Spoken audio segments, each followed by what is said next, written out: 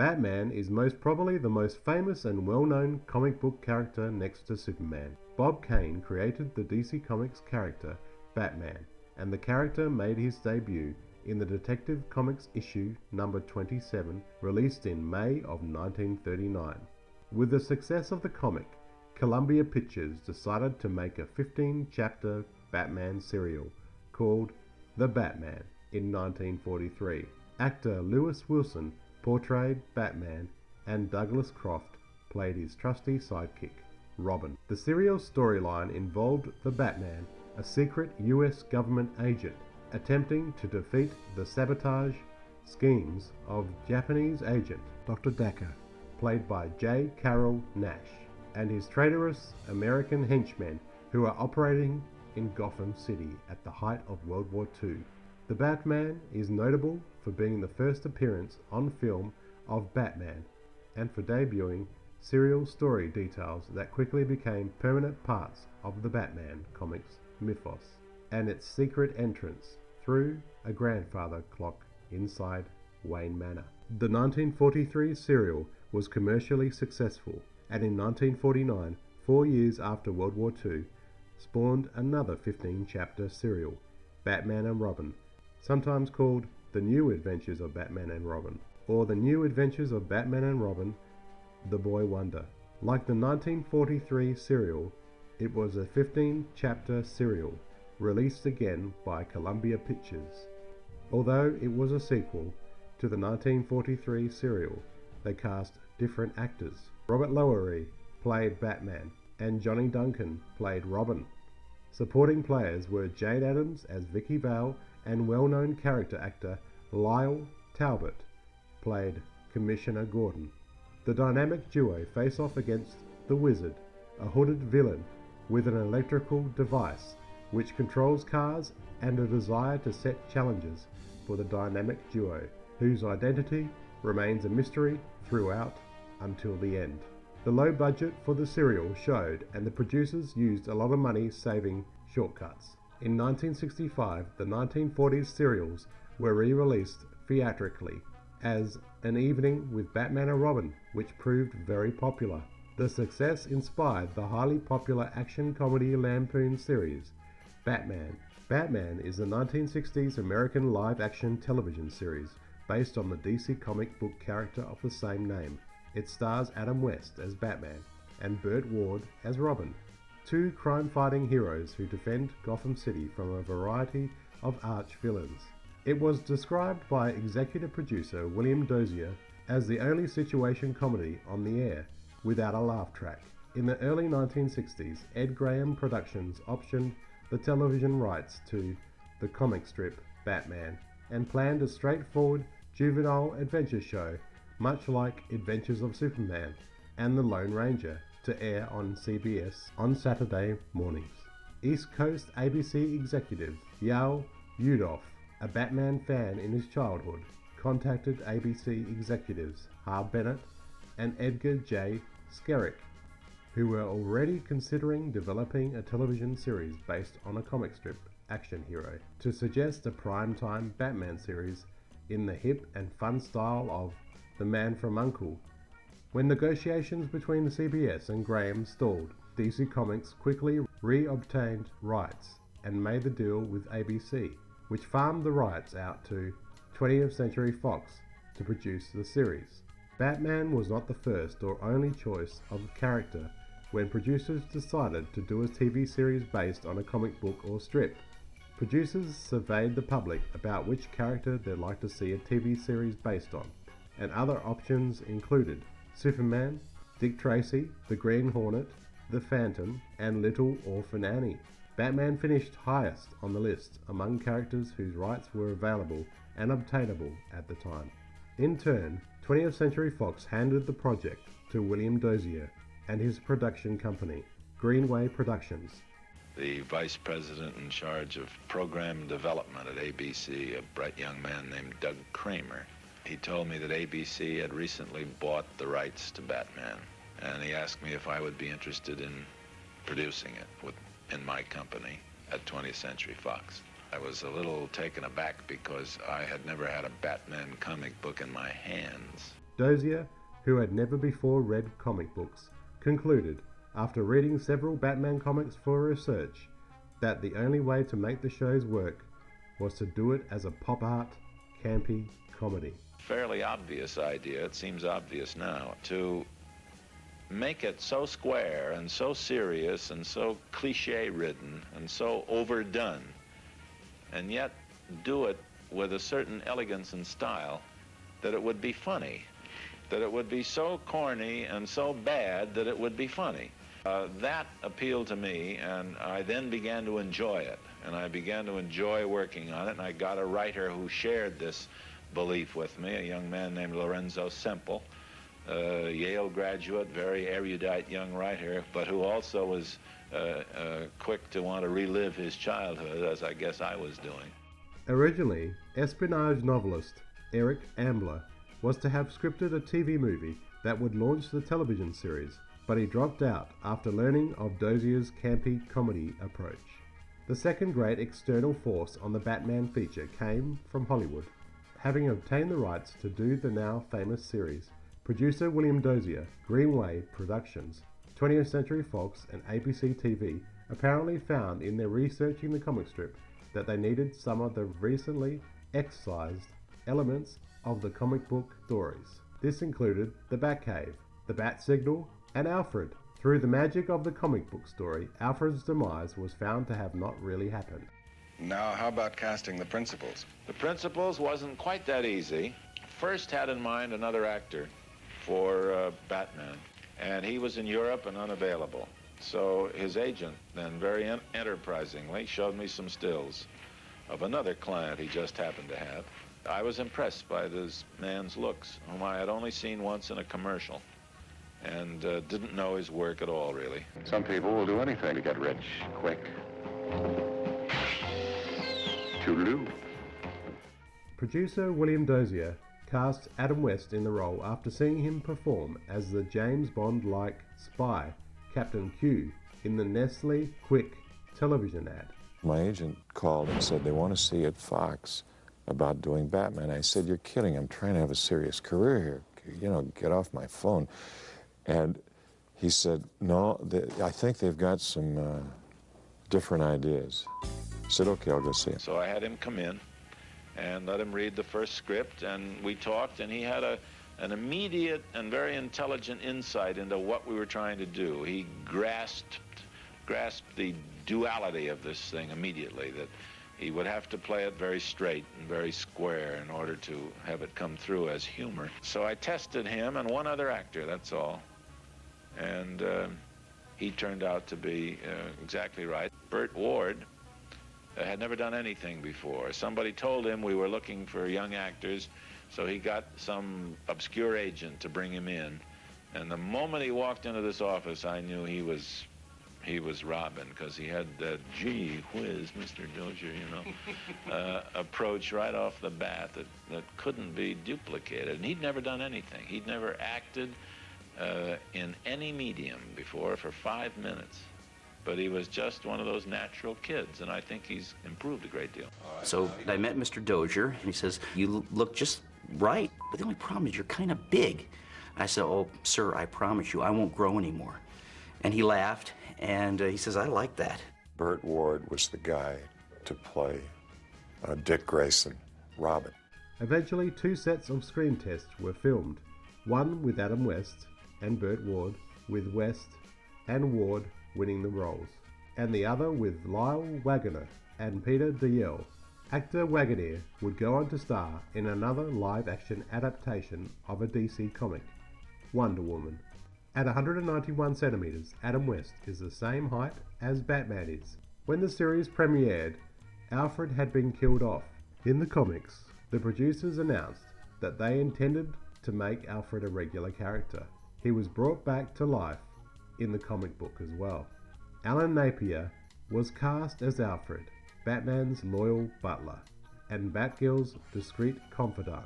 He is the only person who knows the true identities of Batman, Robin, and Batgirl. Prior to being on the show, Alan Napier had never heard of Batman. Napier was highly reluctant to the idea of playing Alfred in the TV series. That sounded ridiculous. However, when his agent mentioned the role could pay over $100,000, Napier immediately changed his mind and accepted the role. Alan Napier was in fact a friend of Michael Gough, who would later play Alfred in the Tim Burton, Joel Schumacher Batman movies. Neil Hamilton was cast as Commissioner Gordon, the commissioner of the Gotham City Police Department and one of Batman's two major police contacts. Stafford Rep played Chief O'Hara, Gotham City's chief of police, and Batman's other major police contact. Chief O'Hara was a creation of the producers for the TV series. DC Comics would eventually adapt O'Hara for use in the Batman comics as well. Madge Blake was cast as Harriet Cooper, Dick Grayson's maternal aunt. She first appeared in the comics 2 years before the series premiered. The character of Aunt Harriet was introduced in the comics in 1964, 18 months before the show first aired. Madge Blake became seriously ill just before filming on the third and final season, causing her to leave the series. Aunt Harriet was written out during season 3 for a number of reasons. One, her declining health, who was also continually frustrating producers and directors with stammering or forgetting her lines.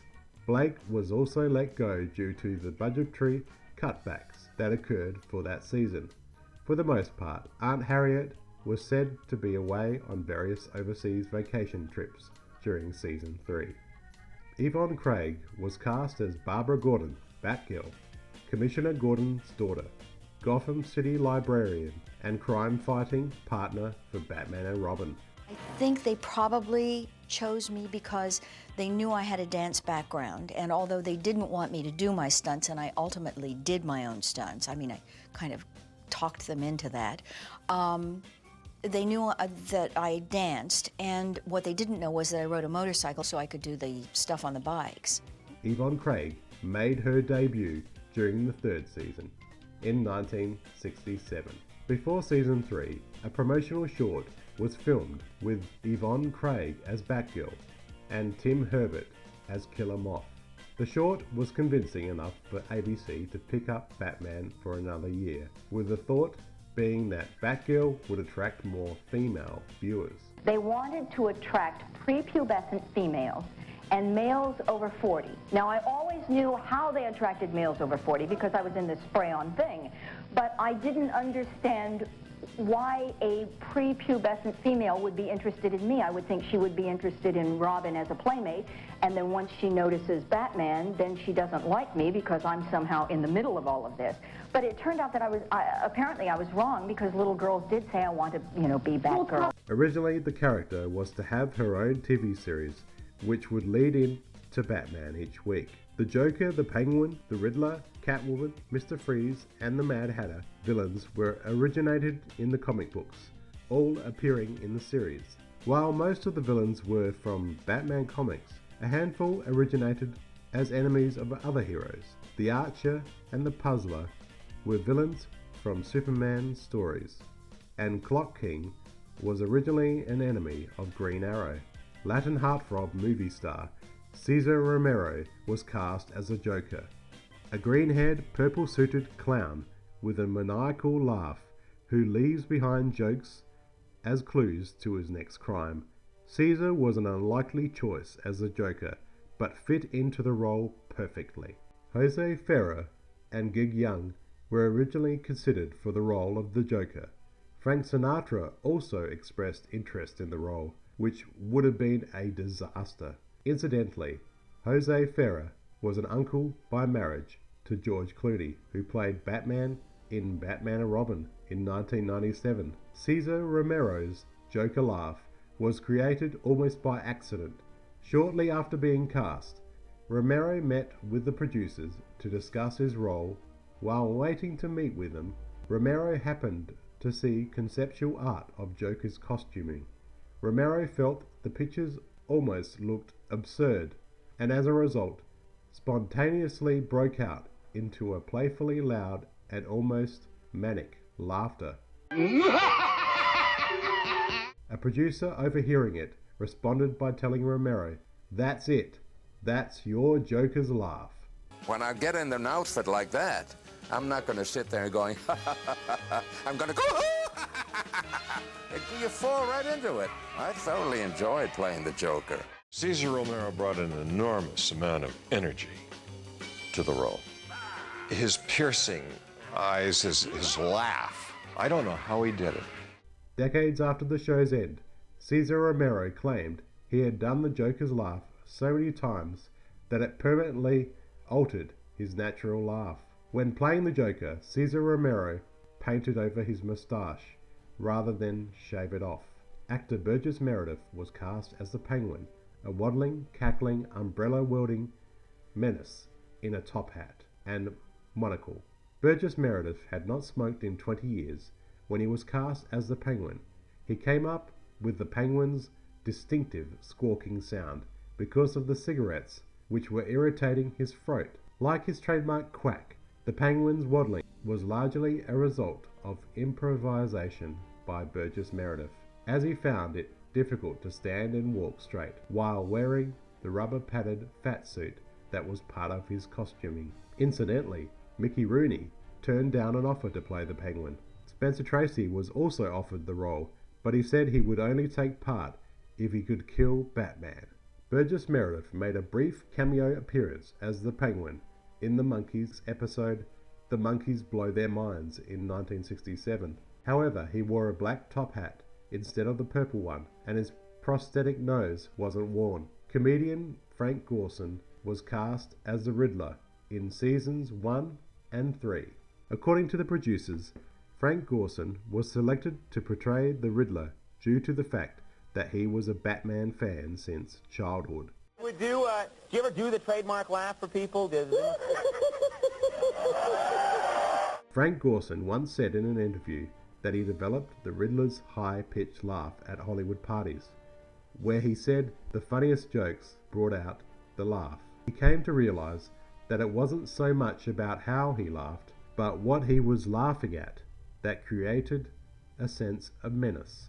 I mean, a lot of terrific things started to happen to me at that time. You know, people started asking me if I ever studied ballet or dancing. Really? Because it made the Riddler move like a dance. You know, of course, when I put on the green underwear and took a look at the mirror, I figured I better keep moving. I don't want to give anybody a good look. Frank Gorshin disliked wearing the Riddler's skin-tight outfit, and a Riddler business suit was designed for him to wear, and it largely became the character's standard look. The Riddler was just a minor and forgettable villain in the comics. This series is responsible for turning him into one of the most popular villains. Addams Family star John Astin played the Riddler in Season 2. Because of a contract dispute, Frank Gorshin missed one episode and was replaced by John Astin. Also, the episode featured the villain, the Puzzler, and was originally written to feature the Riddler. Gorshin did return for one episode in the final season. Catwoman was played by 3 different actresses, the most prominent being actress Julie Newmar. Your younger brother who said you had to do Catwoman? Yes. My brother was visiting me from Harvard, and I lived in New York. L.A., New York, L.A., New York, you know. And it was the weekend, and I got this call, and they said, do you want to play in this Batman show? And I said, what? And when he heard that, he leapt off the couch, and he grabbed me by the arm, and he pushed me out the door. He says, go out and do it. And we started filming on Tuesday. So you did sizzle Julie as the first Catwoman? Well, I had something to do with making that costume. Is that right? Yes. Did you want to come back for a second year? Were you doing other things? I did 6 shows, 6 hours, and it's an institution. I don't feel like an institution. Suzanne Plachette was one of the original choices to play Catwoman before Julie Newmar landed the role. Eartha Kitt took over the role of Catwoman in the final season because Julie Newmar was busy filming McKenna's Gold. Some of ABC's Southern affiliates objected to the casting of Kitt, but Charles B. Fitzsimmons said he and the show's other producers didn't care about the issue. In America, Kitt's performance in the series marked the second mainstream television success of a black female, following Nichelle Nichols as Lieutenant Uhura in Star Trek, and continued breaking the racial boundaries of the time. Kitt's performance as Catwoman would also later inspire Halle Berry's portrayal of the character in the 2004 film Catwoman. while actress Lee Meriwether played Catwoman in the spin-off movie from the series, Batman the Movie, in 1966. She also appeared in 2 episodes of the Batman TV series in 1967 as Lisa Carson, a love interest to Bruce Wayne, in the episodes King Tut's Coup and Batman's Waterloo. Singer Leslie Gore, who played one of Catwoman's pussycats and a love interest for Robin in 2 episodes, had a Billboard hit with It's My Party and was the niece of one of the producers of the show. The role of Mr. Freeze had the most actors portraying him. George Sanders played the character in Season 1, Otto Preminger in Season 2. Famously, Otto Preminger was kept locked out of his house by his grandchildren until he agreed to be cast on the series as Mr. Freeze, and Eli Wallach in Season 2 as well. Eli successfully sought his guest role on the series at the urging of his children. The character of Mr. Freeze was a cool, cruel crook who must dwell in an environment 50 degrees below zero. His weapon of choice is a freeze ray gun.